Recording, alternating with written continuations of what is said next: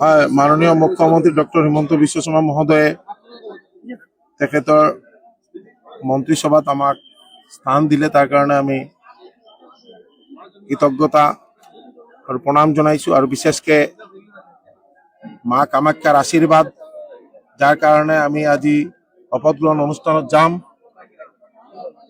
তাৰ আগতে মাৰ আশীষ বিচাৰিছোঁ আৰু সকলোৰ কাৰণে প্ৰাৰ্থনা কৰিছোঁ। বিশেষকে আমাৰ সকলো শ্ৰদ্ধাৰ জনপ্ৰিয় মুখ্যমন্ত্ৰী ডক্টৰ হিমন্ত বিশ্ব শৰ্মা মহোদয়ক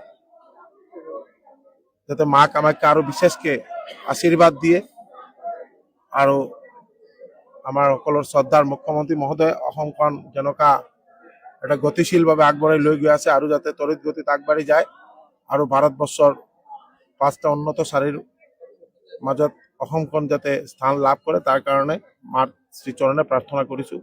আপোনালোকৰ কাৰণেও প্ৰাৰ্থনা কৰিছোঁ, পাথাৰকান্দিৰ ৰাইজৰ কাৰণেও প্ৰাৰ্থনা কৰিছোঁ আৰু গোটেই অসমৰ ৰাইজৰ কাৰণে, গোটেই ভাৰতবৰ্ষৰ সনাতনী হিন্দু জাতিৰ কাৰণে আশীষ বিচাৰিছোঁ। আৰু মাৰ আশীষ সদায় সকলোৰ ওপৰত আছে। নমস্কাৰ।